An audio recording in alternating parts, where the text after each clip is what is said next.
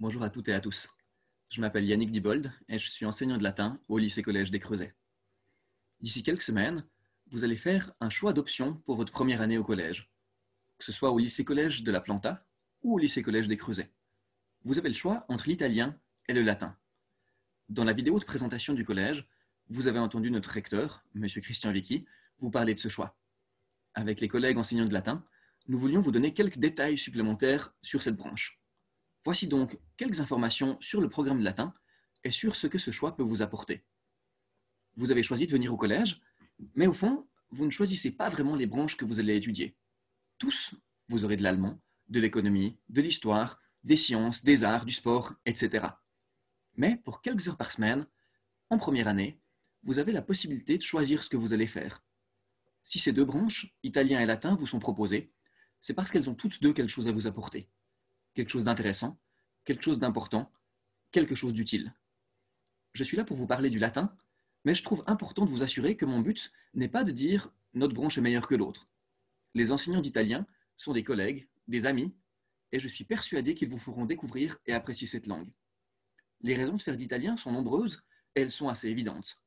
Il s'agit de l'apprentissage d'une langue et d'une culture qui nous sont proches, puisqu'il s'agit d'une des langues nationales et que l'Italie se trouve à peine à 1 heure d'ici. Vous le savez, ou vous le découvrirez sûrement un jour, quand on voyage dans un pays sans en parler la langue, on est un touriste. On passe à côté de beaucoup de choses sans même s'en rendre compte. L'italien vous donne la possibilité, à l'autre bout de la Suisse ou de l'autre côté de la frontière, d'être un peu plus qu'un touriste. Et le latin, alors? Le latin, c'est la possibilité d'être un peu plus qu'un touriste en voyageant dans le temps. De découvrir un bout de notre passé, mais aussi de notre présent, en le comprenant un peu mieux. C'est une chance de côtoyer les dieux de l'Olympe et les héros de l'Antiquité. Hercule, Jason, Thésée, dont vous avez sûrement entendu parler. C'est la possibilité d'accompagner Énée, un héros, lorsqu'il quitte sa ville détruite avec son père Anchise sur son épaule et son fils Ascanie à la main, après 10 ans de guerre, pour trouver une nouvelle terre. C'est l'occasion de voir un bébé, Romulus, jeté dans un fleuve avec son frère, dans un panier, et qui sera sauvé par une louve pour un jour fonder une première ville, Rome.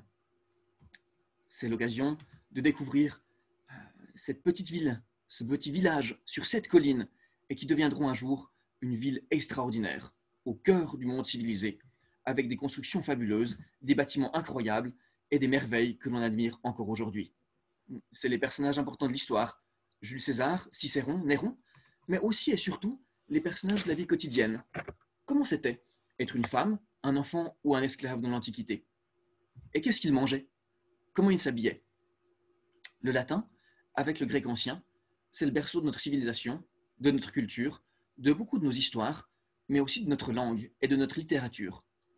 En découvrant l'ancêtre du français, c'est le français que l'on comprend un peu mieux et que l'on maîtrise aussi un peu. En étudiant le vocabulaire latin, le sens de certains mots sera beaucoup plus évident. Vous avez tous un agenda, peut-être un peu plus récent que celui-là, dans lequel vous écrivez les choses qu'il faut faire. C'est exactement le sens de ce mot en latin, les choses qu'il faut faire. Et l'orthographe française, ce sera aussi de vous torturer, peut-être. Des mots tout simples.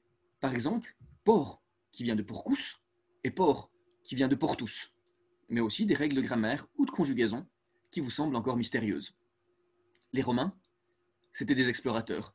Ils sont allés en Grèce, en Afrique du Nord, en Gaule et même jusqu'en Chine. C'étaient aussi des conquérants. Dans les pays qu'ils ont envahis, ils ont imposé une partie de leur langue et de leur culture. Ce qui fait qu'aujourd'hui, un peu partout dans le monde, on parle des langues latines, héritières de celles que nous vous proposons de découvrir. Le français, bien sûr, mais aussi l'italien, l'espagnol, le portugais, le roumain, le romanche, le catalan, que vous apprendrez bien plus facilement si vous avez des bases de latin.